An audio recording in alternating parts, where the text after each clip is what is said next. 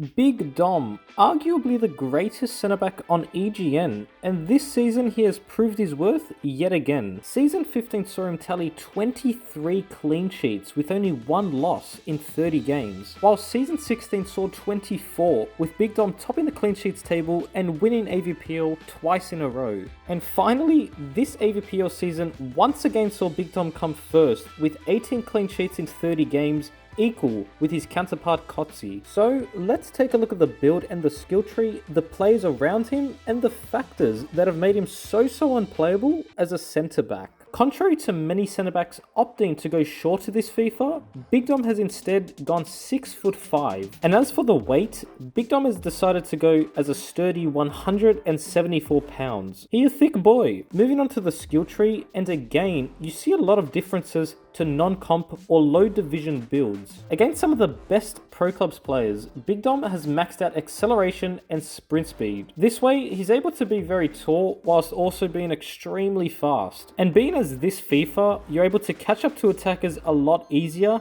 You're only going one better by maxing out your pace. Onto shooting, and Big Dom has slapped on 3 traits of heading accuracy. You'd often see 2 or 3 men on Big Dom simply to stop him from winning a header. He's by far the most deadly person in the air, and you'd often see him getting assists for simply winning headers. So definitely allocate some of your skill points towards heading accuracy. With regard to passing as a centre back, you definitely want to be competent with the ball. By applying some short and long passing amongst some curve, that's all you really need. And as you can see, you'll be really comfortable with you on the ball, you passing, and you playing out from the back. Again, dribbling, you won't see these skill points on a lot of other centre-back builds. However, you want to be quick and agile, you want to be fast with the ball, which will effectively help you get out of tougher situations and won't allow you to lose the ball as easily. He's one of the safest players with it, and with skill points allocated towards agility, balance, ball control, you definitely won't be making as many mistakes. Sliding tackle, defending focus, and standing tackle all need to be applied bar the 2 that are on your screen. When it comes to defending, there's not many, if any, that are better than Big Dom. And by applying these same traits, it'll definitely help you with counterattacks, one-on-ones, and defending in general. Lastly, physicality, and Big Dom's already a big boy, being as he's 174 pounds. So by combining this with strength,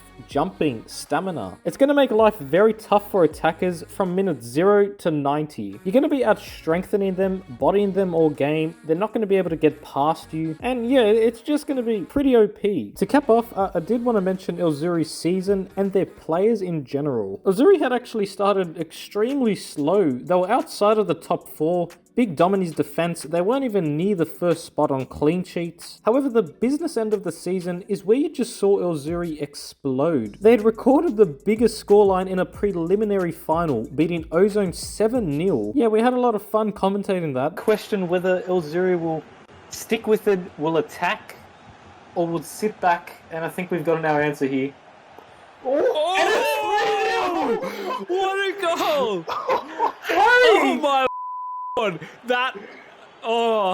I have no words. They kept 9 clean sheets in 11 matches. They also won 17 of their last 20 matches, no big deal. And at the end of the day, to come second, 9 points below first, with a plus 60 goal difference, scoring 73 goals and conceding only 13, it's not the worst. With regard to their lineup, sure, they didn't jump on rivals, they got a lot of bans, a lot of people were dropping out, but irrespective of all that, Maburle, 28 games, 18 clean sheets. Once again, him and Big Dom as a partnership proving to be one of the best ever seen on EGN. Alongside Kotze, him and Big Dom with 58 interceptions and 54, 10 blocks to Big Dom, 6 to Kotze, Maburle racking up 45 saves. Matty FIFA didn't play all the games, but had still tallied more tackles than Kotze and Big Dom, with 25. He was huge. Turk was huge as a wingback too. To get 5 goals and 2 assists as a wingback, to get 47 interceptions and 30 tackles. The EGN New South Wales winner had played a big role for them to get into the grand final. Now Gillard and Brumo deserve their own video. I mean, look at those stats. 91 and 101 interceptions, with 53 and 92 tackles belonging respectively to Gillard and Brumo. For me, they were Ilzuri's 2 most important players. And lot of their work had gone undone. Huge congratulations to Brumo, topping the possessions won per game with 6.9, and to Ilzuri's attack, the second most deadliest in the league with 73 goals scored. Envy and Jules had tallied 39 goal contributions, whilst Veach with 27 goals and 15 assists had recorded one of his best ever seasons. On the pitch, he was absolutely unplayable at times. And lastly, just in 20 games, Harry getting 12 assists and 4 goals, whilst Fletch, operating in a new position for him as a wingback, had recorded 6 goals and 3 assists. Being as these two lads haven't been as active on this FIFA, for them still to record these sort of numbers and get into the grand final, it speaks volumes. This video,